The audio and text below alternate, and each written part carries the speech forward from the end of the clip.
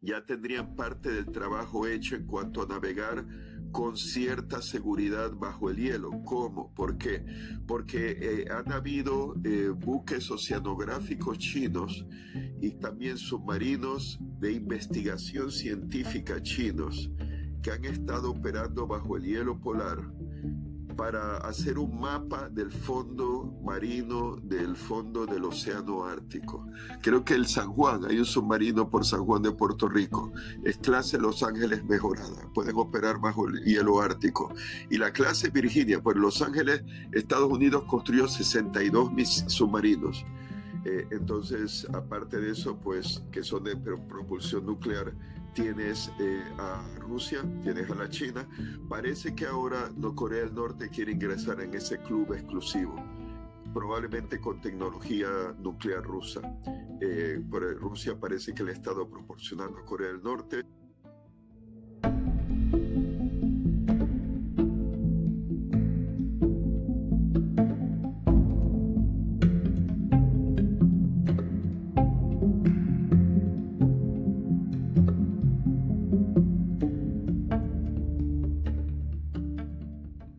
Aparenta ser que China ha logrado algo histórico y al parecer por eso es tanto interés en Groenlandia o la zona de Greenland. Y qué va a pasar con China y qué va a pasar con Venezuela muy probablemente dependa de todo.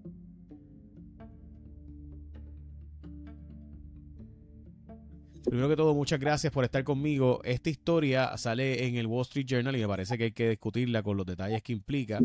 Porque evidentemente pues aparenta ser que, y yo sé que una de sus pasiones en esta vida es precisamente la lucha bajo el mar, la lucha que no se ve. Así que adelante, profesor, le escuchamos para saber qué es lo que está pasando con el mundo allá abajo, donde no vemos, pero que está en este mundo en los océanos.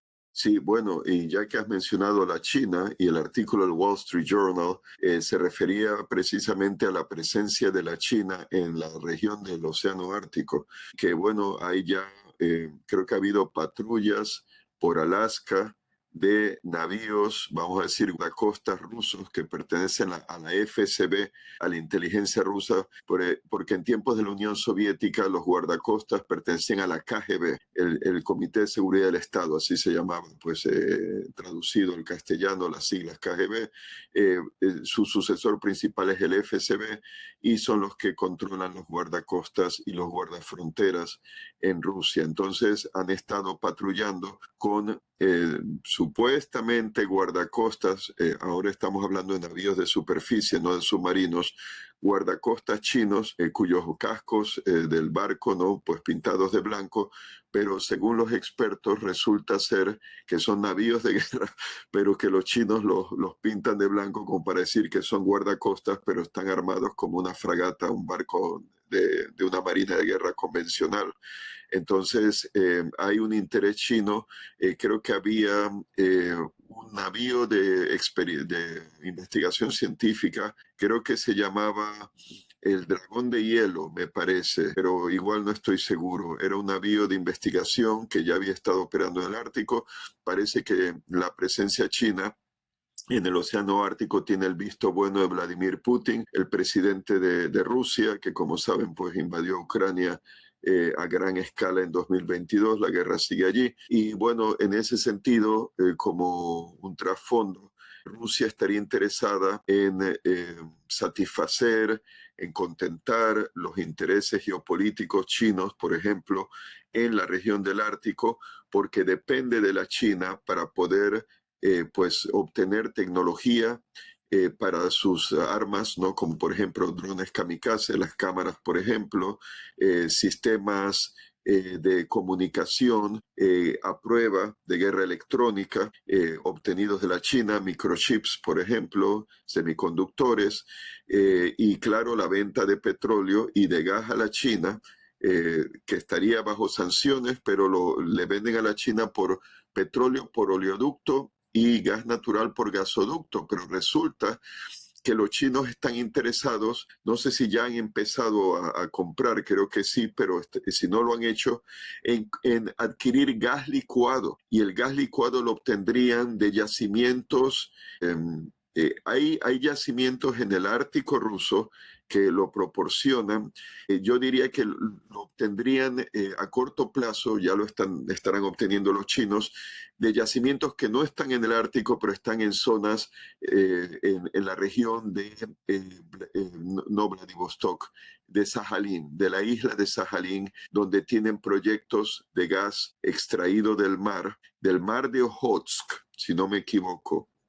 El mar de Ojotsk está encerrado, está digamos que al norte de la isla de Sajalín.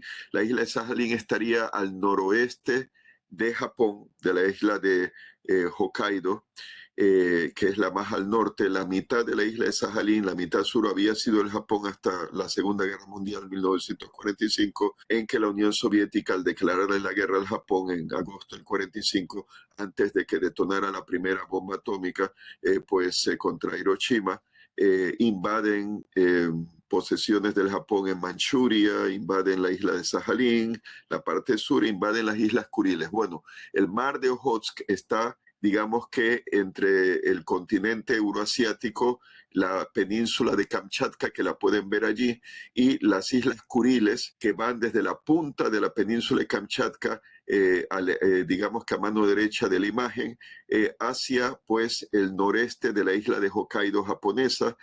Y allí hay un punto importante para los rusos, el estrecho de Kunashir. Entre las llamadas, como parte, la isla de Kunashir es una de las 4 islas o grupo de islas que llaman los japoneses territorios del norte, que reclaman a Rusia hasta el día de hoy. Reconocen, se puede decir, el resto de las islas Kuriles, pero no esas islas que consideran parte, digamos que, del complejo de islas de la isla de Hokkaido, la más norteña del Japón. ¿Y por qué es importante ese estrecho de Kunashir entre, creo que la isla de Hokkaido y la isla de Kunashir, que ahora los rusos tienen, que capturaron en 1945? Porque durante la Guerra Fría del siglo XX parece que era el mejor estrecho de aguas profundas para tránsito de submarinos de propulsión nuclear rusos que entraban o salían del mar de Ojotsk, y qué importancia tiene el mar de Ojotsk. Bueno, en términos estratégicos es donde operarían, uno de los puntos donde operarían submarinos de propulsión nuclear y misiles balísticos de la Armada rusa, de la Flota del Pacífico. Esos submarinos, todos los submarinos de propulsión nuclear rusos ya no están basados, digamos que por Vladivostok, sino en Petropavlovsk de Kamchatka, ¿no? Que sería la ciudad más importante de la península de Kamchatka, Petropavlovsk na Kamchatsky. Ahí está la principal base de submarinos de propulsión nuclear que pueden ser de ataque, que pueden ser de misiles cruceros, que en las siglas en inglés de la OTAN, de la Marina de Guerra Americana, es SSG, G de gato, SSGN. SS por submarino, G por guiado, misil crucero guiado, y N por nuclear, propulsión nuclear del submarino. Y ahí también operan, su base tienen los submarinos de propulsión nuclear y misiles balísticos rusos de la Flota del Pacífico. Entonces, el mar de Ojotsk, rodeado al este por las Islas Kuriles, controladas por Rusia, al oeste con el continente, digamos que euroasiático, el extremo oriente ruso, la ciudad más importante al este del mar de Ojotsk, en el continente ruso, sería Magadán. Entonces al sur tienes, por ejemplo, el suroeste, isla de Sajalín, también controlada por Rusia, y ahí operarían supuestamente más protegidos los submarinos de propulsión nuclear y misiles balísticos rusos ya desde tiempos soviéticos, protegidos por las defensas antisubmarinas en supuestamente ese mar cerrado de Ojotsk, protegidos de la Marina de Guerra Americana de sus submarinos de propulsión nuclear y ataque, que durante lo que yo llamo la Primera Guerra Fría, que fue la del siglo XX, hasta que cae la Unión Soviética en 1991, hoy en día, abro paréntesis, sería para mí la Segunda Guerra Fría, ¿no? Ya ya con la Unión Soviética, pero con la Federación Rusa. Y ese mar protegido, cerrado, del mar de Ojotsk, era parte del concepto del bastión de la Marina de Guerra antes soviética, ahora rusa, para proteger a sus submarinos de propulsión nuclear y misiles balísticos, que serían los más valiosos para Rusia, ahora Unión Soviética, hasta que duró hasta el 91. ¿Y por qué? Bueno, aparte que son los submarinos, los de misiles balísticos más poderosos, quizá los navíos de guerra más poderosos del planeta. ¿Y por qué? Porque un submarino de esos, si lleva, pues suele llevar 16 misiles balísticos, los de la clase Ohio americana, 24 misiles balísticos lanzados de submarinos, que en la jerga, bajo términos técnicos navales, no se les llama misil balístico intercontinental, aunque sí son hoy en día intercontinentales. Son misiles balísticos lanzados desde submarino, SLBM, Sea Launched Ballistic Missile. Son intercontinentales, pero como son lanzados desde submarino y no desde tierra, se los considera así, se los llama SLBM. Los misiles balísticos lanzados desde tierra intercontinentales son ICBM, Intercontinental Ballistic Missile. Entonces, un submarino de esos potencialmente podría destruir a un país como Estados Unidos, porque cada misil, si son 16, puede llevar 10 ojivas, puede llevar 8 ojivas, cada una dirigida contra un blanco, una ciudad, y destruir las principales ciudades de un gran país. Lo mismo Estados Unidos, con un submarino de la clase Ohio. Bastaría uno de esos para destruir las principales ciudades de Rusia, que serían pues como por ejemplo Moscú, San Petersburgo, Nizhny Novgorod, Vladivostok, Novosibirsk, Omsk, etcétera. Así que para los rusos era muy importante protegerlos, porque sabían que eran más ruidosos que los submarinos de la OTAN. ¿Qué otros países tienen submarinos con misiles balísticos y que son submarinos de propulsión nuclear? Aparte de los rusos y de los chinos, pues Estados Unidos a la cabeza, los primeros en introducirlos con submarinos de propulsión nuclear, y tienes pues a Francia, tienes a Gran Bretaña. Entonces, aparte de eso, pues que son de propulsión nuclear, tienes a Rusia, tienes a la China. Parece que ahora Corea del Norte quiere ingresar en ese club exclusivo, probablemente con tecnología nuclear rusa. Rusia parece que le ha estado proporcionando a Corea del Norte tecnología, entre otros aspectos, dicen los expertos, tecnología en aviones caza invisibles al radar, tecnología en misiles balísticos, tecnología en nuclear, que incluiría tecnología nuclear para reactores de submarinos de propulsión nuclear, que Corea del Norte no ha tenido. La India tiene submarinos de propulsión nuclear y ataque, pero a menos que me equivoque, que no sé si están construyendo la India, que la tendríamos al margen porque la India se mantiene neutral, pero ellos sí quieren tener una fuerza de disuasión nuclear basada en el mar. ¿Y qué es esto de una fuerza de disuasión nuclear basada en el mar? ¿Por qué esos submarinos de misiles balísticos son tan importantes para Rusia, pero también para Estados Unidos, para cualquier país que tenga ese tipo de submarinos? Tiene que ver con la tríada nuclear estratégica. La tríada es un concepto que se desarrolló en lo que yo llamo la Primera Guerra Fría del siglo XX entre la Unión Soviética y Estados Unidos, para que sobreviviese a un ataque sorpresa la fuerza de misiles nucleares o misiles con ojivas o cabezas explosivas nucleares estratégicas, o pues bombarderos con bombas nucleares, bombarderos estratégicos. La idea era dispersar la fuerza nuclear estratégica de un país en al menos 3 ámbitos: misiles balísticos basados en tierra, pues en Estados Unidos basados en silos subterráneos, que se abría pues la compuerta blindada de concreto, ¿no?, de hormigón armado bien protegido para lanzar los misiles, pero el silo estaba bajo tierra. Así es como está la fuerza de los misiles balísticos americanos terrestres actuales, Minuteman III, como 450. Los rusos también los tienen en silos, pero también introdujeron en el siglo XX misiles balísticos móviles, en lanzadores móviles, porque claro, si tienes un misil basado en tierra que no se puede mover, está en su silo, puede ser atacado con otro misil, una ojiva nuclear, como le llaman, un vehículo de reentrada armada o dotado de explosivo nuclear. El término por lo general es MIRV en inglés, MIRV. ¿Qué quiere decir? Múltiple, independently targetable or independent re-entry vehicle. Vehículo de reentrada que se desprendería de un misil balístico y entraría en reentrada dentro de la atmósfera para atacar un blanco que podría ser un silo de un misil balístico intercontinental enemigo o una ciudad del enemigo. El vehículo de reentrada múltiple, porque un solo misil balístico sería que llevaría más de uno, llevaría por lo general más de 4, unos 6, unos 8, dependiendo.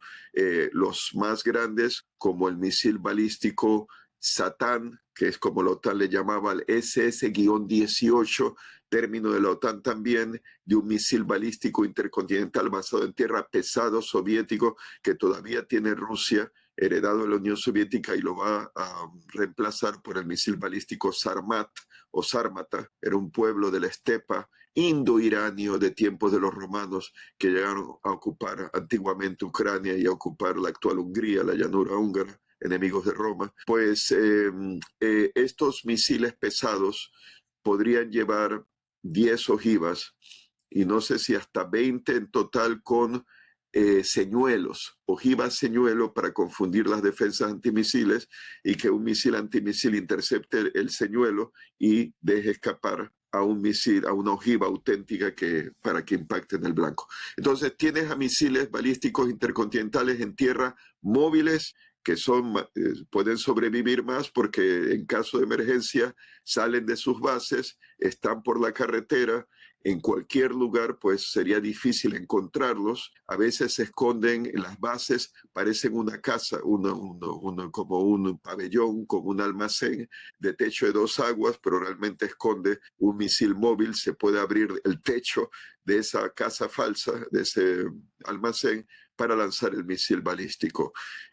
Hay también en trenes, tenían los rusos en tiempos de la Unión Soviética, y tenía un proyecto bajo Putin, también en tren, porque lo puedes mover de aquí y de allá, y dónde lo localizas, ¿no? Para destruirlo. Entonces tienes misiles basados en tierra, tienes misiles basados en submarinos, para aumentar la supervivencia de la fuerza nuclear estratégica, que si los misiles balísticos en tierra son atacados y destruidos, más si están fijos en un silo subterráneo, pues entonces el submarino se mueve. Y se supone que por ser submarino bajo el agua no es detectable, excepto, claro, si hace mucho ruido. Y ahí los submarinos de propulsión nuclear americanos, sean balísticos de ataque, son superiores, son de lo más silencioso que hay. Y los rusos han aprendido, en parte por el espionaje. ¿Cómo se llamaba? Ahora se me escapa el nombre de un espía de la CIA. Él pues estaba casado con una colombiana, y este espía, bueno, este agente de la CIA, no era tanto un espía, trabajaba para la CIA, no sé si era analista. Él le pasó información a los rusos en tiempos de la Unión Soviética. Aldrich Ames, creo que fue él, que divulgó a los rusos de que sus submarinos de propulsión nuclear, de misiles balísticos y de ataque podían ser escuchados. Estados Unidos sabía dónde estaban para destruirlos en caso de guerra, y eso alertó a los rusos. Y no sé si también, pues así los rusos tomaron medidas para hacer a sus submarinos más silenciosos, gracias a la traición de este analista o miembro de la CIA, Aldrich Ames. Sí, lo hizo por dinero. Entonces, pues los rusos tienen submarinos ahora mucho más silenciosos. Tienen todavía el concepto del bastión, porque claro, hay submarinos de propulsión nuclear y misiles balísticos todavía ruidosos, como los que han estado operando en el Pacífico, en la flota del Pacífico, heredados de la Unión Soviética, que la OTAN llama Delta-4. en números romanos, Delta 4. La clase Delfín es el nombre que le dan los rusos a esos, o 6 operaban. Y creo que la mayor parte estaban en la flota del Pacífico operando en ese bastión del mar de Ojotsk. Lo que pasa es que los submarinos de propulsión nuclear y ataque americanos de la clase Los Ángeles ya habían podido entrar en secreto al mar de Ojotsk y espiado y seguir a esos submarinos de misiles balísticos.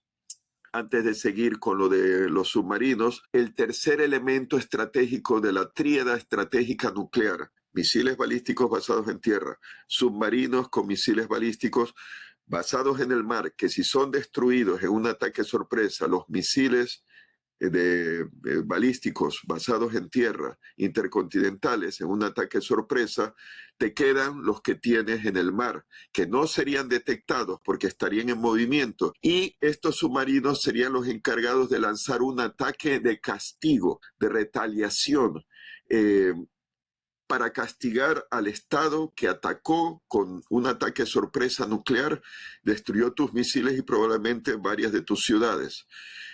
Pero no ganaría. Claro, en una guerra nuclear realmente nadie gana, todos somos destruidos, pero bajo ese argumento, los submarinos con misiles balísticos se les da la orden de contraatacar y castigarían al enemigo destruyendo sus ciudades, todas las ciudades que podrían, en castigo por haber atacado a la fuerza de misiles y fuerzas estratégicas o ciudades, podrían ser las capitales, la capital de un país, del país atacado.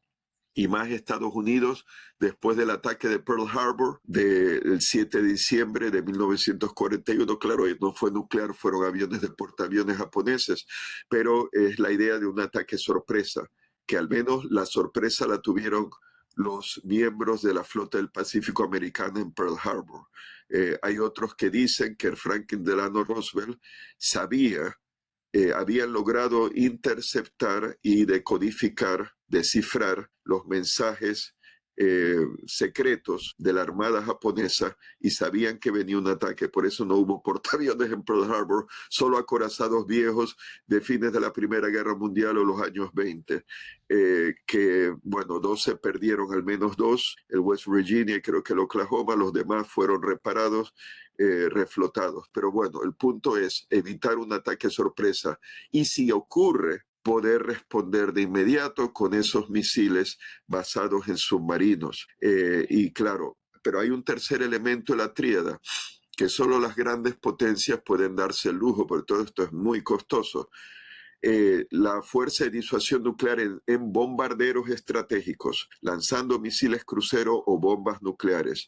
Eso lo tiene Estados Unidos, lo tiene Rusia, lo tiene la China, no lo tiene ya el Reino Unido, no lo tiene realmente, bueno, nunca lo tuvo realmente Francia. Eran aviones Mirage 4, como bombarderos tácticos, pero ya fueron retirados. Entonces, ya sé que me estoy yendo de la fuerza de los submarinos, pero el No, concepto de... mi interés es el paso específicamente por la zona de lo que sería Groenlandia y lo que Sí, llamaban los chinos, pero nada, sé que está dándome la introducción de cómo sí, llegamos aquí. Adelante. un último punto, el concepto del bastión fue imitado lo tenían los rusos también en el mar de Barents, en el océano Ártico, contra, claro, Estados Unidos y la OTAN. La China parece que lo ha copiado en el mar de la China meridional. Por eso también que su interés en crear islas artificiales que son como pequeñas bases navales, militares, me imagino que con infantes de marina, y dominar el mar de la China meridional porque ahí operarían submarinos de propulsión nuclear y misiles balísticos chinos basados en la isla de Hainan, al norte de este mar, de la China meridional, que ese mar está pues al oeste tienes Vietnam, al noreste tienes Taiwán, al sureste tienes Filipinas, al suroeste tendrías Borneo y tendrías Brunei, el sultanato de Brunei y Indonesia, etcétera.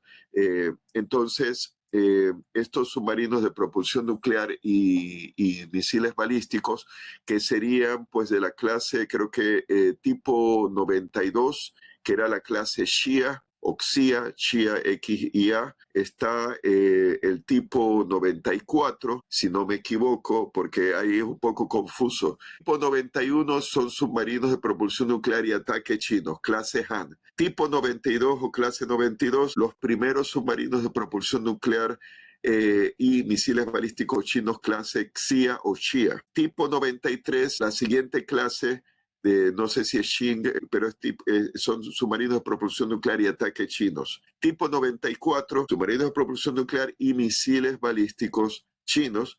Entonces, tipo 95 sería de propulsión nuclear y ataque en desarrollo chino. Tipo 96, propulsión nuclear y misiles balísticos, que creo que ya hay no sé si hay operativo 2 chinos, está todavía en desarrollo, pero sería la clase futura. Entonces, bueno, me alejo de esas aguas más tropicales del mar de la China Meridional.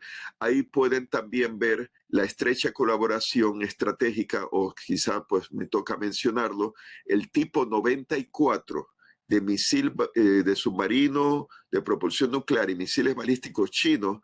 En apariencia parece un submarino de propulsión nuclear y misiles balísticos rusos de la clase Delta-3, que tiene pues una serie de aperturas en la base que sería del compartimento pues detrás de la torre, ¿no? De la torre, o se le llaman en inglés sail, eso quiere decir vela, pero sería pues la torre del submarino. En la parte posterior hay como un gran compartimento que es donde están los misiles balísticos, y hay entre ese compartimento y el casco una serie de aperturas como rectangulares, cuadradas, que por cierto causaría mucho ruido bajo el agua.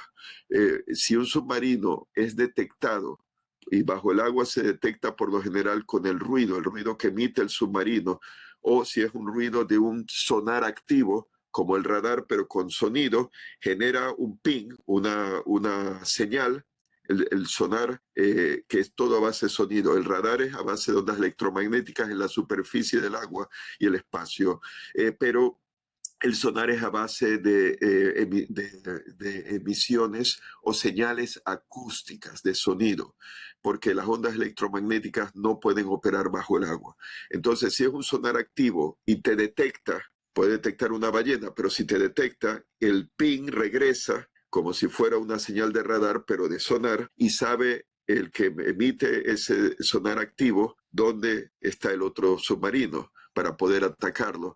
Pero por lo general, en el caso de submarinos rusos y chinos o coreanos del norte, como son ruidosos, o al menos lo serían los norcoreanos y los chinos más que los submarinos rusos, pues entonces usa sonar pasivo. Es como un hidrófono, un micrófono submarino. Escuchas y oyes el ruido del reactor, si es nuclear, o oyes el ruido del motor,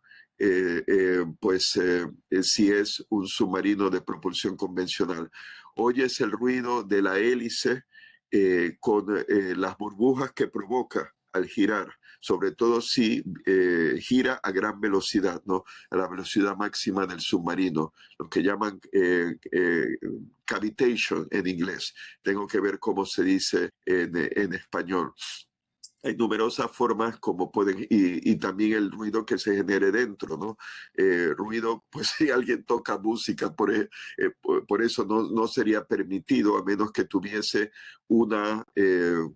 como un aislamiento, el casco de presión, donde internamente está la tripulación del submarino, de un casco externo, y ahí habría pues un aislamiento de sonido. Todo sonido que se genere dentro, como si alguien grita dentro del submarino, no se puede escuchar afuera, por esos hidrófonos, ¿no? Pero eso sería un punto vulnerable de los chinos, el que generen su submarino más ruido. Hay una estrecha colaboración tecnológica con Rusia. Es de esperar que los rusos les ayuden a desarrollar submarinos cada vez más silenciosos. Lo mismo a Corea del Norte por el apoyo militar de artillería, de misiles balísticos de corto alcance y de tropas. 2.000 tropas norcoreanas habrían muerto en el frente de Kursk combatiendo las tropas ucranianas en esta guerra de Ucrania. Así que en recompensa por ese apoyo, Rusia le está dando tecnología de propulsión nuclear y de submarinos, entre otras cosas, a los norcoreanos. Pero también no se deba de dudar que también a los chinos. Venimos ahora a la cuestión del Ártico. Bueno, la China tiene un interés en particular comercial por la ruta marítima del norte rusa, que conectaría los mercados asiáticos con los mercados europeos. Claro, Rusia está bajo sanciones ahora, pero idealmente en un tiempo de paz, pues la China y otros, claro, Rusia está bajo sanciones, ni Japón ni Corea del Sur usaría esa ruta del norte marítima rusa, pero la China la podría usar para, como la China pues no está bajo sanciones, no está, digamos que en una lista negra como Rusia ante la Unión Europea, podría usar la ruta del norte para comerciar con mercados europeos de la Unión Europea, porque del mar de Barents, o sea, recorrería toda la costa norte ártica rusa, pasando por el estrecho de Bering entre Alaska y la península de Chukotka, pasando por el mar de Chukchi, la isla de Wrangel, siguiendo por el mar siberiano oriental, East Siberian Sea. Entonces, pasando hacia el mar de Laptev, cerca de las islas nuevas siberianas. Creo que se llama New Siberian Islands. Entonces, que se encontraría en ese archipiélago entre el mar de Laptev hacia el oeste y el mar, siberiano oriental hacia el este. Entonces sigue la ruta del norte al sur de las islas de la Tierra del Norte, Severnaya Zemlya, Tierra del Norte. Están entre la península de Taimir, creo que rica en petróleo y gas, en Rusia, y pues entre esas islas y el continente ruso, península de Taimir, por ahí pasaría esa ruta del norte.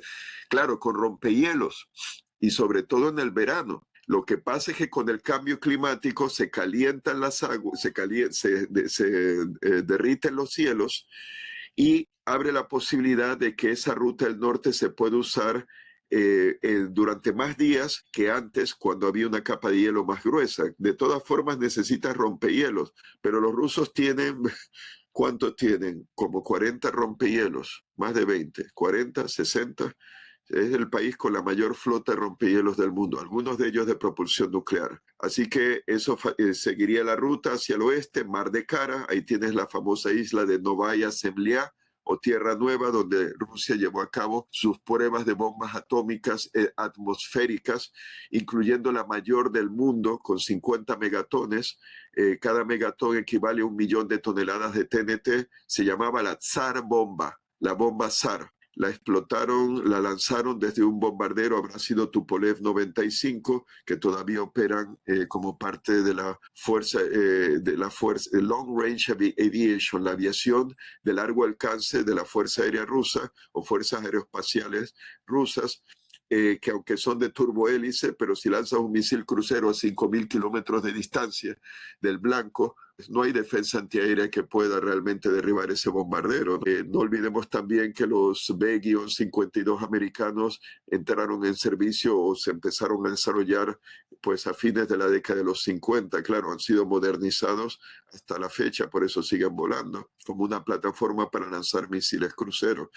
Entonces, del Mar de Kara, pues, y tienes las islas de Francisco José, al este de las islas, al norte-noreste de la isla de Novaya Zemlya o Tierra Nueva, y al este de las islas Svalbard o Spitsbergen de Noruega, donde tienen una concesión de explotación minera de carbón los rusos desde 1920, desde que se firmó un tratado bilateral entre Noruega y la Unión, bueno, todavía no era propiamente la Unión Soviética, pero era la Rusia bolchevique, vamos a decir, y pues la soberanía es noruega de las islas Svalbard o Spitsbergen, pero hay una concesión de explotación minera para los rusos. Entonces yo sospecho que los rusos tienen ambiciones sobre esas islas, que les daría esas islas Svalbard, noruegas, están, digamos, al sur tienes el Atlántico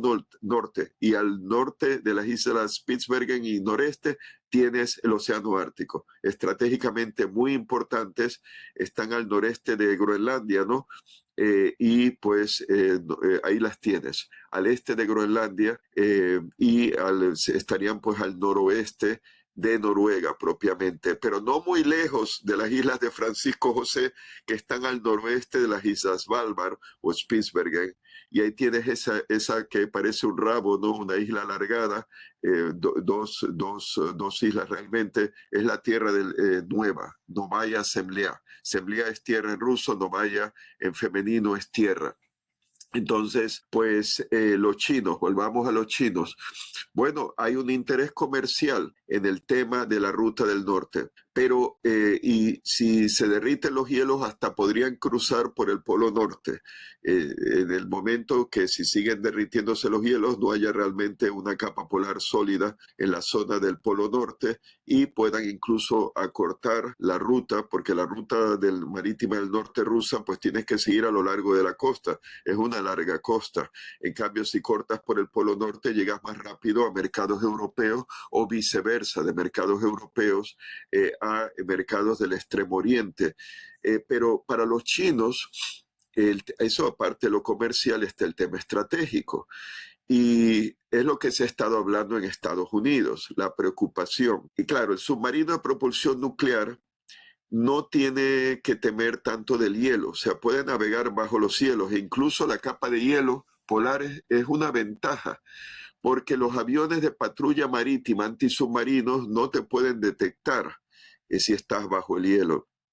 Entonces, los rusos tenían una tecnología que se sospechaba que tenían, porque a veces aparecían como agujeros ovalados, me imagino, circulares ovalados, en medio de la capa del hielo.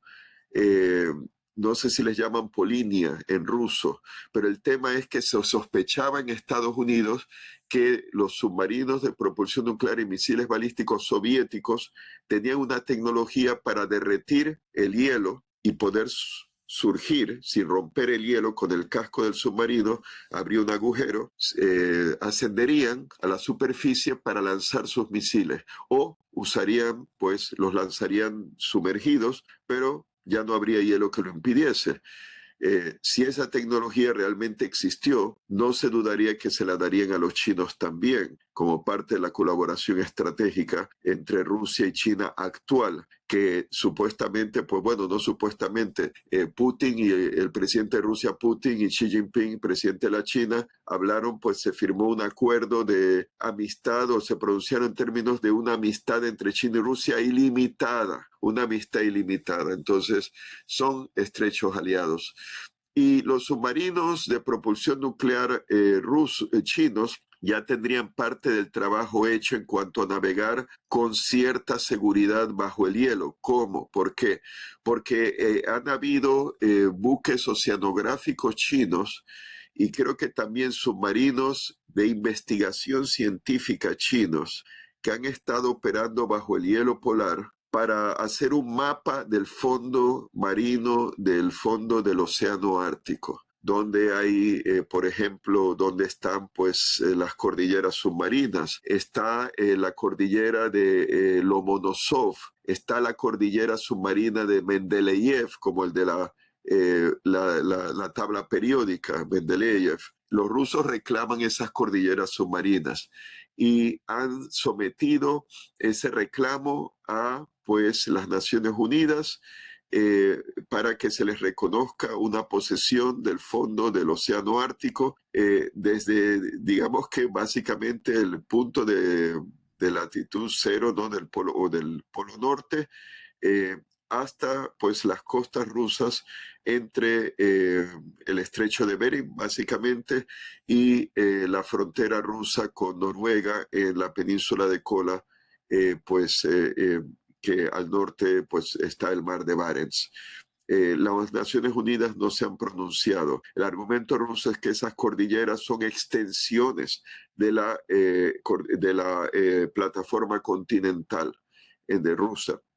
Entonces reclaman como continuación de la plataforma continental posesión de esos cordilleras submarinas y de las aguas también circundantes, etcétera, ¿no? Y encima, sería como un triángulo o un pedazo de pie, ¿no? De tarta triangular, que el centro sería el Polo Norte, un extremo sería en la región de Chukotka, ¿no?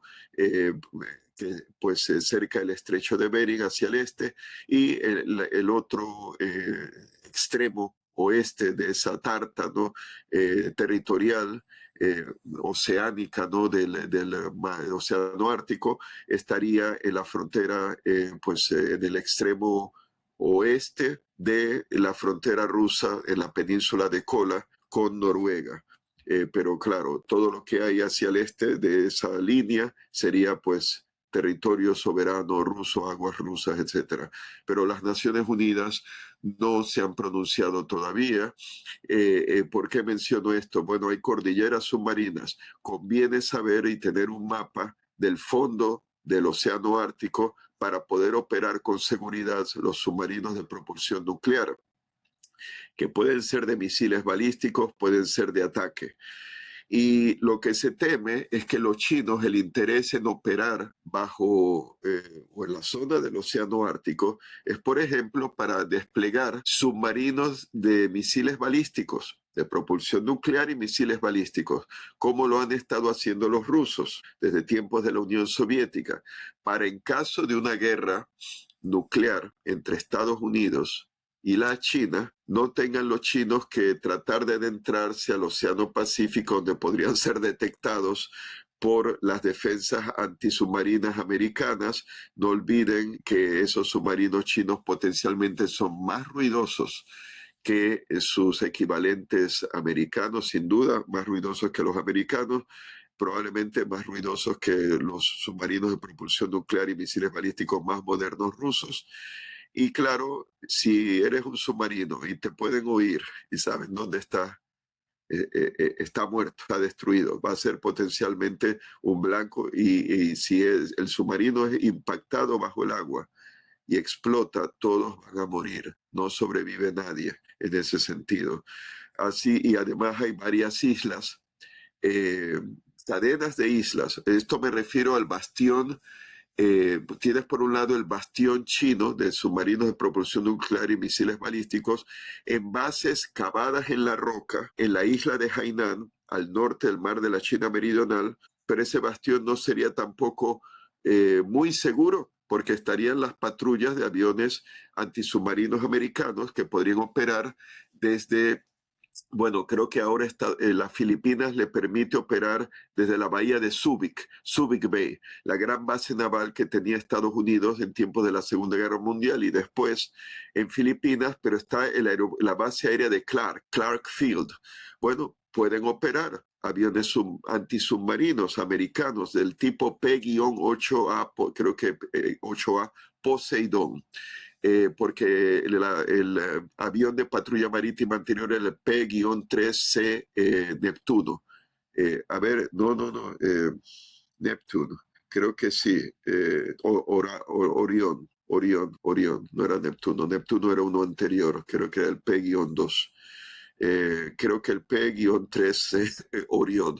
Ya uno con los años se va olvidando de todos los términos, pero el actual se llama Poseidón, de lo más moderno que hay. Quizá el avión de patrulla marítima más moderno del mundo.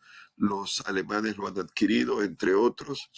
Y si operan desde las Filipinas, pueden detectar seguramente a los submarinos chinos operando en el mar de la China Meridional. Su bastión no sería tan seguro después de todo. Pero si los tienes operando, y claro, están las cadenas de islas, me refiero para otros submarinos de propulsión nuclear y misiles balísticos chinos.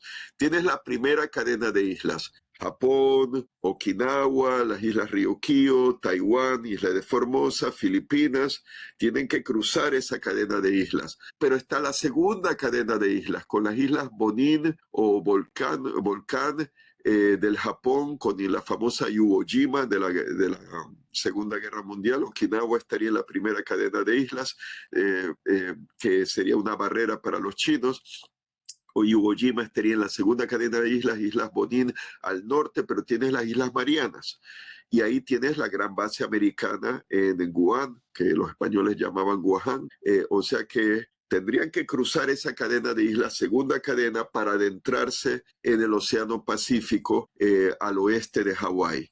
Pero claro, la Marina de Guerra Americana estaría buscando esos submarinos desde el momento que salen de sus bases. Así que si los chinos despliegan submarinos de propulsión nuclear y misiles balísticos en el océano Ártico, bajo el hielo, es más difícil que los detecten, pero tendrían que ser desplegados allí y estar operando antes de que estalle una guerra, porque tendrían que pasar por el cuello de botella, el estrecho de Bering, cuello de botella, en inglés le llaman choke point, como el estrecho Kunashir ese que les dije, entre la isla de Kunashir que tienen los rusos ahora, al norte de Hokkaido, en el Japón, que era digamos que un estrecho por donde solían salir los submarinos rusos de propulsión nuclear del mar de Ojotsk, del mar del Japón, donde está Vladivostok, hacia el Pacífico, hacia el océano abierto. Un cuello de botella, ahí podían ser detectados. Estrecho de Bering, otro cuello de botella.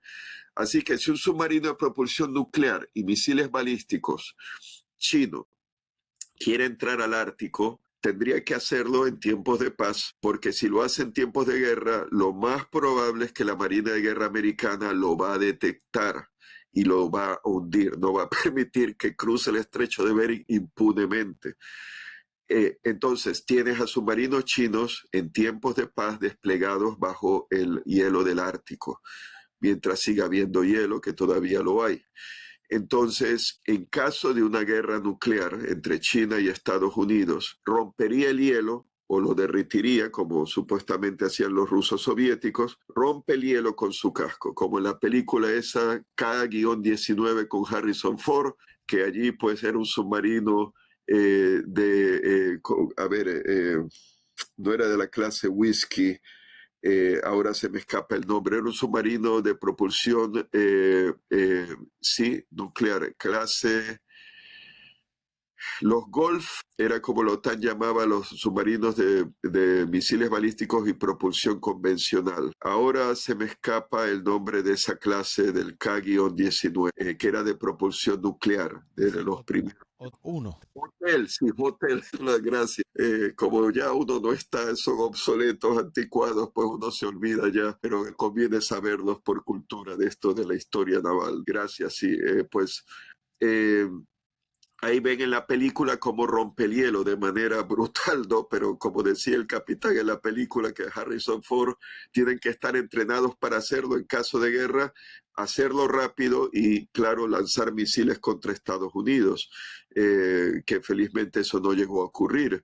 Pero los chinos pues operarían esos submarinos como el tipo 94 o el tipo 96, que creo que sigue en desarrollo. Todavía no sé si están construyendo dos o ya tienen dos en activo o está en desarrollo. Ahora se me escapa, pero el tipo 94 está operativo. Es ese que me recuerda a la clase Delta 3 de la Unión Soviética, que ya han sido, a mi entender, todavía quedarían unos Delta 3, habían quedado en la flota del Pacífico rusa cuando Putin llegó a la presidencia, incluso para del 2010 al 2020 habrían estado operando Delta 3, más o menos no iguales, pero me recuerda el diseño del tipo 94 de submarinos de propulsión nuclear y misiles balísticos chinos a la clase Delta 3.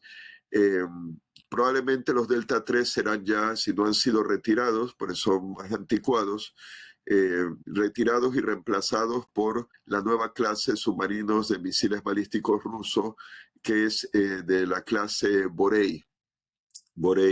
Cada uno de esos submarinos tiene el nombre de un príncipe de la historia de la Rusia de Kiev, de la Rus de Kiev o de la historia rusa, ¿no? Está Vladimir Monomaj, Yuri Dolgoruki, Yuri el de los brazos largos, Yuri Dolgoruki, bueno, son personajes históricos y los rusos han nombrado su nueva clase de misiles balísticos y propulsión nuclear con nombres de personajes históricos. Eh, Príncipes y creo que generales también, en algún caso. Volvamos a los chinos. Pues si los chinos operan bajo el hielo ártico, no los pueden detectar fácil, no los pueden detectar por la aviación antisubmarina, sea del Canadá, porque no olviden, Canadá es de la OTAN y es parte de NORA, de ese mando de defensa aeroespacial para Norteamérica de la OTAN. Si hay una guerra entre China y Estados Unidos, no olviden el artículo 5, que se habla tanto por lo de la guerra de Ucrania como por el interés de Ucrania en ser miembro de la OTAN, de la seguridad colectiva. Lo mismo, si la China ataca a Estados Unidos o está en guerra con Estados Unidos y Estados Unidos está atacado o va a ser atacado, los miembros de la OTAN tienen que acudir al apoyo de Estados Unidos por ese artículo 5 de seguridad colectiva, y ahí entra el Canadá. Entonces, los chinos operarían con cierta seguridad bajo el hielo, pero claro, siempre habría submarinos americanos buscándolos, como han estado buscando a los rusos y los siguen buscando en la Segunda Guerra Fría, como yo le llamo. Los rusos han tenido esta táctica, que lo habrán visto en la película La cacería del Octubre Rojo, The Hunt for Red October. Le llaman, vamos, yo no he estado en la Marina de Guerra Americana, pero a esa maniobra le llaman el Iván Loco, el Loco Iván, Crazy Ivan, que es que los submarinos rusos de propulsión nuclear y misiles balísticos, después de X tiempo navegando solos, pues deben de estar supuestamente solos, no haya nadie más, no han sido detectados, dan la vuelta, un giro de 360 grados para ver si hay un submarino americano que les está siguiendo, silencioso, que ellos no han podido detectar y que estaría esperando la orden en caso que estallase la Tercera Guerra Mundial para lanzar sus torpedos y hundir al submarino soviético o ruso hoy en día con misiles balísticos antes que lance sus misiles. O si ven el submarino americano, que el submarino ruso soviético se prepara para lanzar los misiles, pues un ataque sorpresa, ¿no? Le dispara el torpedo y lo hunde. Entonces el Crazy Ivan, loco Iván, era darle la vuelta, un giro de 360 grados para que el ruso mirase si le están siguiendo y vuelve de nuevo a su curso. Entonces lo que hacían los submarinos americanos, y seguramente siguen haciendo, se quedan, paran los motores, todo silencio, y el submarino ruso le da la vuelta al americano sin enterarse que está allí y vuelve a su curso. Es un juego entre una cuestión, una lucha entre el gato y el ratón, un juego entre el gato y el ratón para detectarse. Por lo general los rusos son los detectados y me imagino que lo mismo sería con los chinos. Ahora, que si los chinos tienen una maniobra como el Crazy Ivan, el Loco Iván, que sería, que ¿cómo le llamaríamos? Loco Fu Manchu o Loco Sun Yat-sen o como sea, no sé, podrían tenerlo, siguiendo la misma táctica para saber si están siendo seguidos, porque no solamente en el caso de los chinos, en las aguas cercanas a la China, tendrían que lidiar con submarinos, por ejemplo, de Taiwán, tendrían que lidiar con submarinos más al norte japoneses. Así que tendrían que lidiar con submarinos de Vietnam en el mar de la China Meridional también, de fabricación rusa, por cierto, clase Kilo. Así que submarinos chinos en el Ártico, pues sí, tiene su ventaja, protegidos bajo el hielo, pero les estarían buscando los submarinos americanos. Y claro, pueden haber otros como los británicos, apoyando también como parte de la OTAN, estarían buscando los submarinos rusos de misiles balísticos, pero si se topan con uno chino, la China no sería aliada del Reino Unido, atacaría a Estados Unidos y el Reino Unido tendría que entrar en apoyo de Estados Unidos como parte del artículo 5. Los chinos tienen que conocer la geografía submarina, porque si estás con una gruesa capa de hielo y el submarino puede llegar a cierta profundidad, cuidado de que no choque, depende también la profundidad, no la tengo clara cuán profundo es la cadena montañosa submarina de Lomonosov o de Mendeleev que reclama Rusia, submarina en el Ártico, en el fondo del Ártico, pero cuidado que no choquen contra una montaña submarina. Entonces tienen que conocer bien la geografía del fondo. Y los chinos ya han estado llevando a cabo labor oceanográfica para conocer bien el fondo del Ártico, lo cual apuntaría que no es un interés comercial de llevar mercancías y juguetes a Europa. Eso ya es cuestión de los submarinos. ¿Para operar contra quién? Pues sería contra Estados Unidos. Y otra cosa, ya hablé del término de la guerra nuclear, lanzar misiles desde el Ártico contra Norteamérica, que sería más rápido que lanzarlos desde las costas de la China, en el mar de la China meridional, desde su bastión.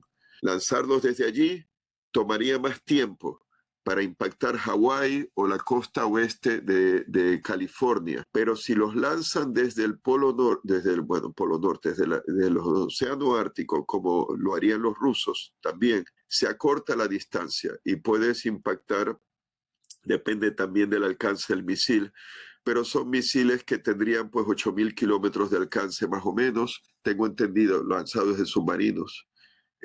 Tengo que ver el alcance de los misiles chinos, pero la idea sería llegar a cualquier punto dentro de Norteamérica y se acortaría la distancia si los lanzas desde el océano Ártico. También sería lo mismo para los rusos. Ahora, hay otra posibilidad también del interés chino, que es lo que preocupa también a los analistas navales americanos. Cruzas sobre todo en aguas que ya no hay tanto hielo, o si tienes tus submarinos de propulsión nuclear y ataque. Conectar el Ártico conectaría el Océano Pacífico Norte con el Océano Atlántico Norte, cruzando por el Ártico. Si es un submarino chino, bajo el hielo, para entrar al Atlántico Norte y afectar pues las líneas de comunicación marítimas entre Norteamérica y Europa. Aunque tendrían los mismos desafíos, como la barrera esa antisubmarina GIUK, G-I-U-K, por G Groenlandia, G Groenlandia y Islandia, UK United Kingdom, Reino Unido. Hay una barrera antisubmarina de hidrófonos, micrófonos submarinos que en tiempos de la Unión Soviética era la red de hidrófonos SOSUS. Norteamericana, estadounidense, para detectar el paso de un submarino ruidoso ruso que quisiese entrar al Atlántico, del Atlántico Norte, cruzar, sí, todavía el Atlántico Norte sería entre la punta de Groenlandia, sur de Islandia, entrar al Atlántico, punto. Bueno, los chinos estarían interesados más si se descongela el hielo ártico en sus navíos de guerra de superficie, potencialmente entrar del Pacífico al Atlántico para fastidiarse a Estados Unidos o amenazar a Europa.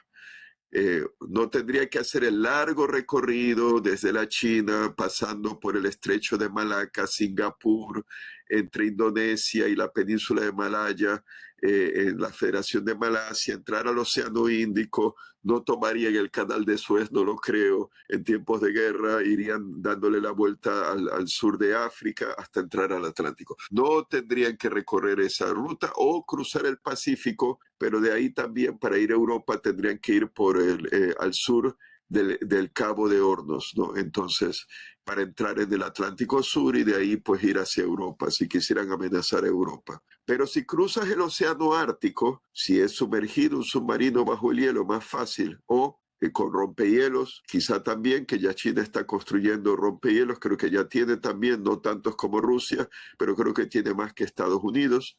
Igual me equivoco, pero eso hay que verlo, verificarlo.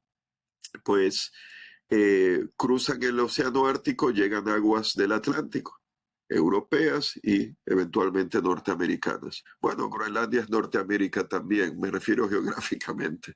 Groenlandia es parte de América, no es Europa. Así que, y claro, eso hemos hablado del aspecto naval de los submarinos. Si la China tuviese que apoyar navalmente a Rusia, podría movilizar sus unidades navales. Claro, si le deja a Estados Unidos por el cuello de botella del estrecho de Bering. Si por una guerra nuclear Estados Unidos no puede interferir con el flujo de navíos chinos, pues eso es un gran problema. Entonces, pues los chinos, que tienen una gran capacidad de construcción naval, podrían llenar el océano Ártico, las aguas que se pudiesen navegar, con navíos de guerra para apoyar a Rusia. Pero no olvidemos otra cosa también. La gran riqueza mineral del fondo del Ártico, petróleo, gas natural, minerales, hidratos de metano, hidratos de gas hydrate, hidratos de gas. ¿Qué es eso? Es gas natural que por la presión de la profundidad se compacta como un bloque de hielo, pero no es hielo, es gas sólido, gas en estado sólido, en estado natural. Si coges ese pedazo que aparenta ser un trozo de hielo y le prende fuego, se prende una llama. Y tiene una alta concentración de gas metano, alta concentración, una gran fuente de energía de gas, gases de efecto invernadero que le importa a los chinos, que le importa a los rusos. Así que hay otra cosa que también se está analizando, pensando más bien en Occidente, Estados Unidos. La China es aliada, una amistad ilimitada, ¿no? Como creo que le llamó, ¿no? Amistad ilimitada sin límites con Rusia. Pero un día la China puede querer algo de Rusia y no meramente el gas y el petróleo que pueda comprar. Pueda un día tornarse contra Rusia por ambiciones territoriales. No olviden que Vladivostok fue territorio chino, del imperio chino, hasta que Rusia, la Rusia zarista, del siglo XIX exigió por tratado al imperio chino de los manchúes. La última dinastía china era manchú, los manchúes no son chinos, es otro pueblo asiático, pues de la zona pues Manchuria precisamente, que ahora es parte de la China.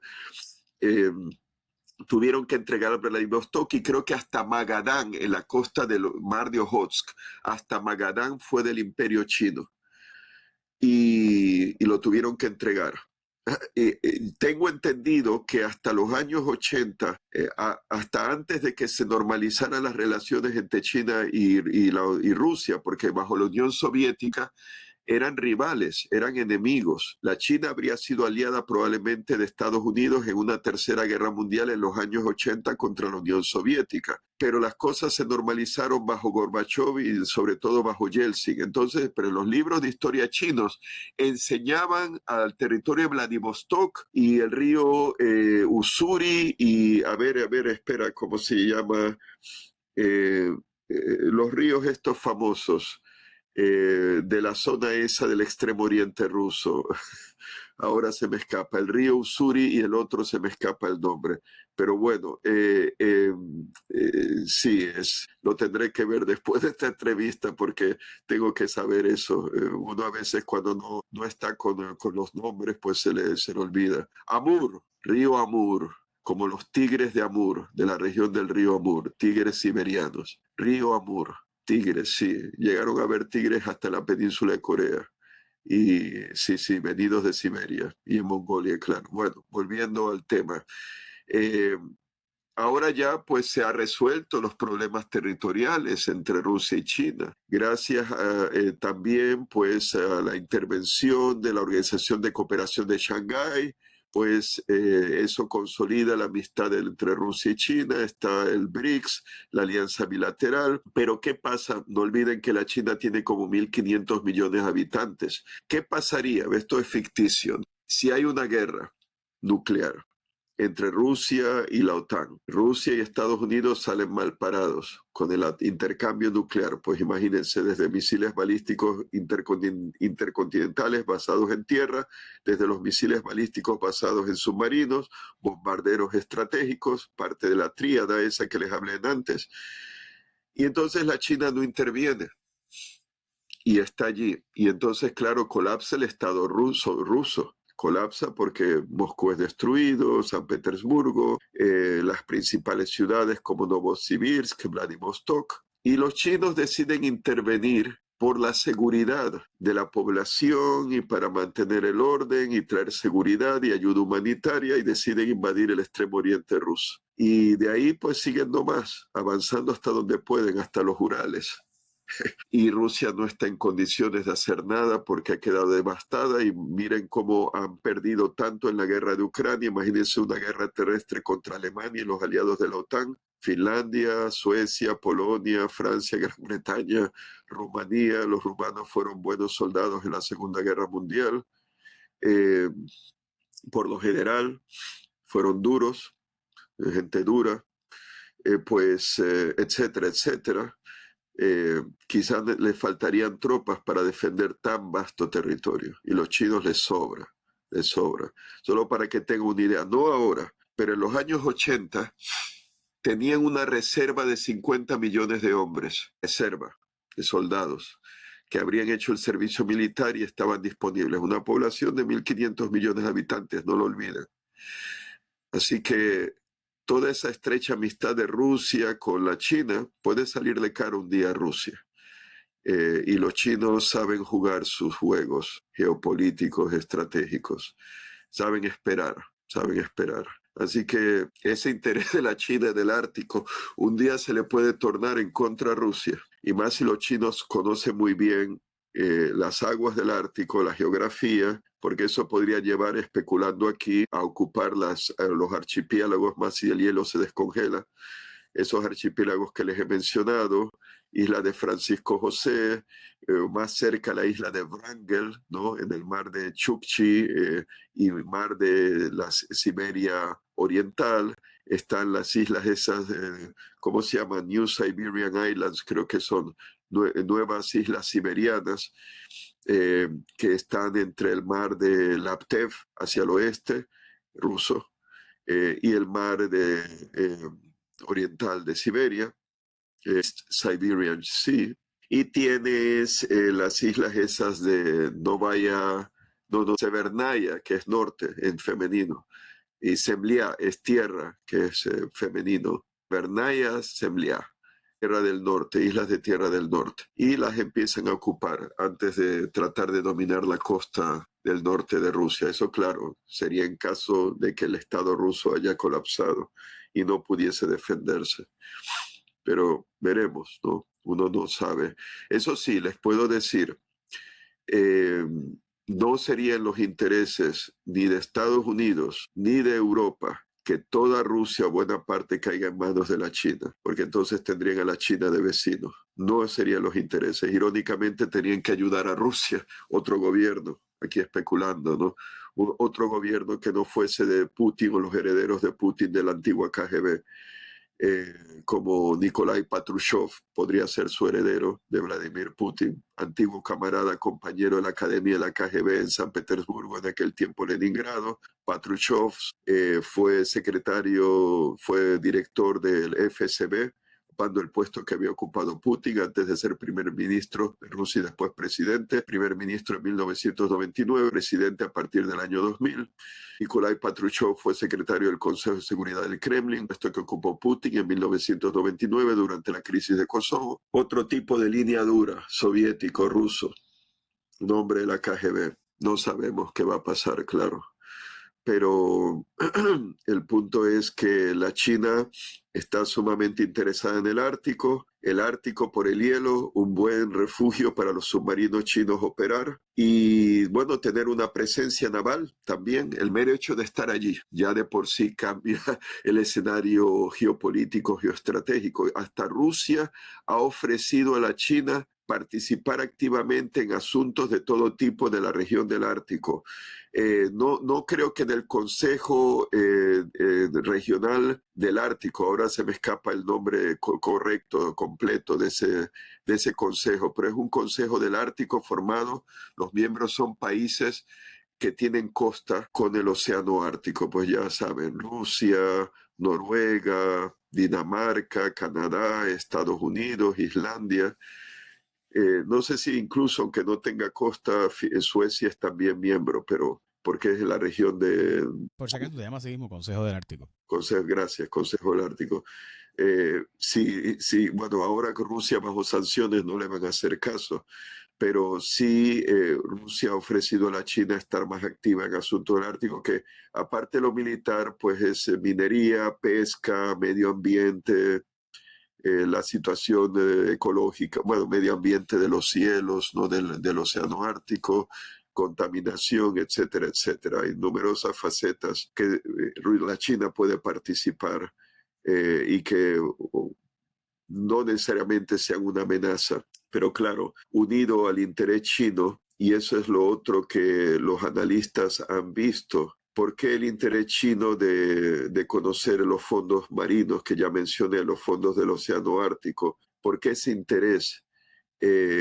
Uno podría decir, bueno, por el mero hecho de saber ya, pero también para que los submarinos operen, digamos que de manera segura y no tengan ninguna colisión submarina y saber dónde esconderse, porque eso es otra cosa. En la guerra submarina se perfilan los combates entre un submarino de un país y el submarino de un país enemigo, y utilizar la geografía submarina para esconderse, para ocultarse, para estar, digamos que, o en el fondo quietos y en el momento necesario salir a la superficie para lanzar misiles o ponerse en movimiento para atacar un submarino enemigo que esté pasando delante y que no sabe que está allí. Por ejemplo, los submarinos de misiles balísticos y propulsión nuclear que la OTAN llamaba clase Tifón, que uno de ellos ficticio, ¿no? Una versión más grande del tifón original, que eran bastante grandes. El motivo de la novela de Tom Clancy, The Hunt for Red October, la cacería del Octubre Rojo, le llamaban, creo que, Akula, pero no es el Akula que la OTAN llama, que esos son submarinos de ataque, que los rusos llamaban Bars, clase Bars, Pantera. Pars, y la OTAN llama Akula, que es tiburón en ruso. Los rusos creo que llamaban Akula a los submarinos que la OTAN llamaba Tifón o Taifún, los más grandes de la historia. No sé si llegaron a tener sumergidos, 6 se construyeron, habrían sido 7. Los rusos construyen de 7 en 7, porque 7 forman una brigada naval, que pueden ser de destructores, de cruceros de batalla o pueden ser de submarinos, una brigada. Iban a construir 7, solo construyeron 6 de la clase Taifún. 20 misiles balísticos, SS-N por naval-20, SS superficie, y llega un blanco en la superficie, SS-N-20, 30.000 toneladas sumergido, creo, como un portaaviones o hasta un acorazado, ¿no? De tiempos de la Primera Guerra Mundial, un portaaviones de la Segunda Guerra Mundial. Y la idea era estar bajo el concepto del bastión que les hablé, que los chinos imitaron después en el mar de la China meridional. El primer bastión ruso fue en el mar de Barents, norte península de Kola. Noreste, Isla Francisco José, este, Novaya Zemlya, en el Mar de Kara, Mar de Barents, Mar de Kara, pero sobre todo las fuerzas aeronavales rusas estaban y siguen estando en la península de Kola. La principal flota rusa de submarinos de propulsión nuclear, sea de ataque, misiles cruceros, misiles balísticos, es la flota del norte ruso, flota septentrional, Northern Fleet. La segunda, y es la otra, que tiene submarinos de propulsión nuclear, solo hay 2 flotas que tienen submarinos de propulsión nuclear en Rusia, la del norte y la del Pacífico. La del Báltico y el Mar Negro son submarinos de propulsión diésel eléctrico, pero no nuclear. Entonces, bueno, pues el Taifún, un submarino de estos, habría estado potencialmente en el fondo submarino de ser necesario, y de dársele la orden, estalla la guerra, sale a la superficie, lanza los misiles. Y la idea era haber seguido en la guerra, porque había un buque de reaprovisionamiento de misiles balísticos para estos submarinos de la clase Taifún, como la OTAN les llamaba, soviéticos. No sé si era Iván Rybkov, pero ahora se me escapa el nombre. Solo hubo uno que construyeron los soviéticos. Y llevaba misiles SS-N-20 de repuesto para los submarinos de la clase Taifún. Claro, con tal que no fuese hundido por un submarino americano o británico o francés, que también tienen submarinos de propulsión nuclear.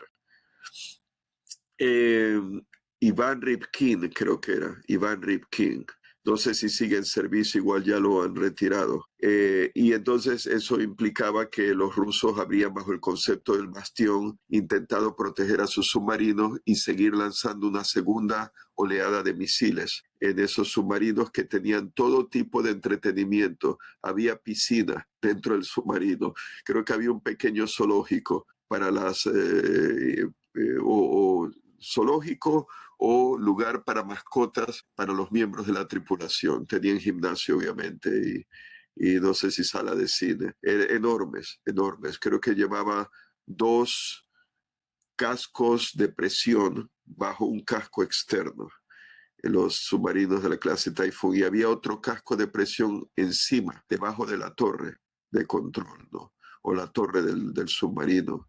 Los chinos, ¿qué van a hacer? Bueno, la clase esa tipo 94, si no me equivoco, están los submarinos de propulsión nuclear y ataque como el tipo 91, tipo 93, tipo 95, y los submarinos de propulsión nuclear y misiles balísticos chinos, tipo 92, tipo 94, tipo 96. El tipo 94 es el que hay, unos 6 creo, 6 u 8 en operación de los chinos. Pues creo que es 11.000 toneladas sumergido máximo. Se queda corto comparado a los de la clase Ohio, americanos.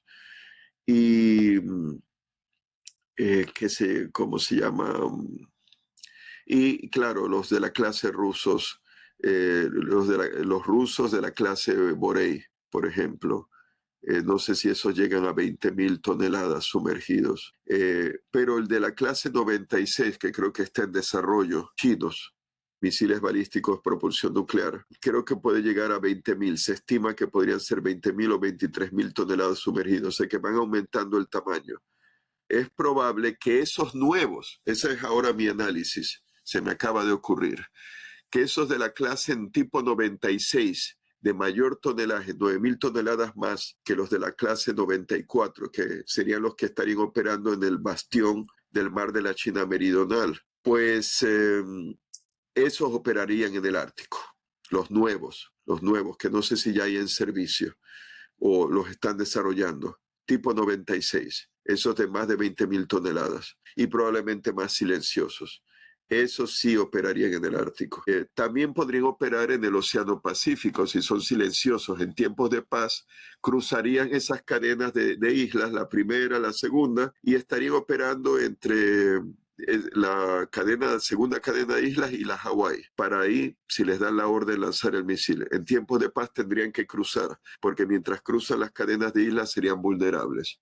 Y claro, cruzarían el estrecho de Bering en tiempos de paz de operar bajo el Ártico. Entonces, pues tendrían eso sí, sería algo que tendrían que tener cualquier submarino chino naval de guerra, propulsión nuclear, sean de misiles balísticos de ataque, tendrían que tenerlo para poder operar bajo el Ártico. Una torre reforzada para poder romper el hielo, que no sea que al intentar romper se rompa la torre. Tienen que ser reforzadas para poder operar bajo el hielo. Por eso los submarinos de la clase Los Ángeles originales, que tenían 2 timones de control horizontal en la torre, fueron removidos en la clase Improved Los Ángeles, la clase Los Ángeles mejorada, que les quitaron los timones horizontales de la torre, se las removieron para poder operar bajo el hielo ártico, poder romper el hielo sin dañar, porque bueno, podían operar los otros también, pero tenían que mover las superficies de control horizontal, digamos que ponerlas hacia abajo, no tenerlas horizontales, sino hacia abajo para poder romper el hielo sin dañar a esos timones o superficies de control horizontal. Lo mejor es no tenerlas en la torre. Si las tienes en la torre, dificulta la operación. Una pregunta, Jay. El submarino ese que mostraste, que sería el tipo 96 chino, ¿tiene superficies de control tiene como decir, pues timones horizontales en la torre o no. La respuesta no tengo idea. Le estoy Ya, poniendo Los Ángeles aquí, pero son las imágenes que tengo, pero no, el sí, experto aquí es usted. Yo estoy sí. aprendiendo. Uno de ellos aparece en la película de Hunt for Red October, el Dallas, ¿no? Porque tenían nombres de ciudades, Los Ángeles, San Juan, Dallas. Y los submarinos de misiles balísticos americanos son nombres de estado. Ahora, en el caso de los submarinos de propulsión nuclear y ataque de la clase Virginia, que es lo más moderno que tiene ahora la Marina de Guerra Americana, que tiene proyectado construir 43, y hay creo que 24 construidos. No sé si 22 en servicio, pero quieren un total de 43. Son nombres de Estado, son nombres por lo general, nombres de Estado. La nueva clase de submarinos de propulsión nuclear y misiles balísticos que no se ha construido todavía americana para reemplazar a los de la clase Ohio son la clase Columbia, creo que es, ¿no? Columbia. Entonces, pues tienen que tener una torre reforzada. Recuerdo que en un simposio de la Liga de los Submarinos o Submarinistas, Naval Submarine League, que yo soy miembro de por vida de esa liga, nunca he estado en la Marina de Guerra Americana, es una liga de submarinistas americanos, pero bueno, me gusta el tema de la guerra submarina, además por la amenaza soviética antes y rusa ahora. Y pues sí, por ello empecé a estudiar del año 89, no, 85, en la universidad, ha pasado tanto tiempo en España, Universidad de Navarra, plena Unión Soviética, he visto todo, la carrera entre la Unión Soviética y Estados Unidos, la caída de la Unión Soviética, la caída del poderío soviético bajo la Federación Rusa militar, el resurgimiento a fines de la presidencia de Yeltsin, bajo la presidencia de Putin. He visto toda esa evolución desde entonces. ¿Y qué les estaba diciendo? A ver, ¿qué era lo que estaba diciendo? Que se me escapa el santo al cielo, No, como decía. al revés, quería decirle precisamente que habíamos tocado el tema para el cual queríamos y quería hacer un resumen de qué aprendimos hoy. Sí, En síntesis, China está estudiando el fondo del mar, alegando que son rutas marítimas, pero principalmente es para poder saber por dónde esos submarinos pudieran cruzar en caso de necesidad del sí, Ártico y entonces pasar del Ártico hacia la zona de los Estados Unidos de forma mucho más fácil y mucho más rápida. No solamente por rutas comerciales, sino también porque a través de estos submarinos pudiera pasar por esta zona de forma relativamente fácil. Igualmente sí. lo está pensando hacer Rusia. Sí, y ahora me acuerdo, discutieron uno de esos simposios que yo solía ir, eran anuales, que había submarinos de la clase Virginia, de los primeros que no podían operar bajo el Ártico, porque no tenían la torre reforzada para romper el hielo.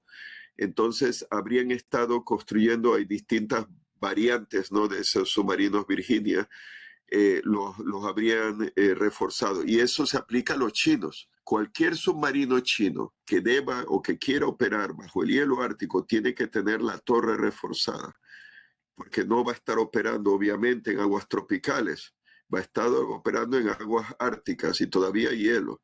Así que eso limitaría la capacidad de operación actual en estos momentos y habría que ver si esos submarinos como el tipo 96 de misiles balísticos y propulsión nuclear chino o el tipo, vamos a ver, tipo 95 de propulsión nuclear y ataque chino, o el tipo 93, que es el que ahora está más en servicio, tienen esa capacidad, tienen las torres reforzadas para poder romper el hielo, porque incluso si estás en un submarino de propulsión nuclear y ataque, pero te gustaría llegar a la superficie para decir, hemos llegado, que la tripulación salga, que no estés, si pueden darse lujo en tiempos de paz, no en tiempos de guerra, de salir a la superficie y decir, aquí estamos, que nos vean en satélite los americanos, que aquí llegamos, para que vean que estamos aquí en tiempos de paz, tienen que tener esa capacidad. Otra cosa que se me ha ocurrido, Jay, en esas montañas submarinas como Lomonosov y Mendeleev que Rusia reclama, pues si son ricas en minerales, claro, la explotación submarina. Los chinos en busca de minerales y presuntamente una futura colaboración minera submarina con los chinos, porque Rusia pues sería la soberana, ¿no? Ellos reclaman eso, pero los chinos darían el dinero y darían también la tecnología más avanzada para explotar con drones o sea, drones que estarían eh, movilizándose en la superficie submarina con orugas, ¿no? Bajo control remoto para extracción minera. Pueden ser nódulos de metales que son como rocas, como si fueran una roca redonda que reúne numerosos metales, níquel, oro, plata, platino, solo para decir, esos nódulos polimetálicos, creo que les llaman, por muchos metales, se encuentran en los fondos de los océanos. Podría ser que tenga Rusia interés y necesita el dinero, los chinos dan el dinero, empresa conjunta. Y claro, los soviéticos habrían estado llevando a cabo un mapa del fondo del Ártico, pero si los chinos pueden aportar también con métodos quizá más modernos, más avanzados que lo que tiene Rusia ahora, pues los rusos probablemente le darían la bienvenida. Podría ser una colaboración conjunta. Los chinos hacen el mapa, también beneficia a los rusos. ¿Y qué tal, para terminar este punto? Bases mineras submarinas en esas cordilleras submarinas para explotar minerales y, claro, intereses militares también, navales. Quizá bases automatizadas, pero eso es el futuro. A la resistencia.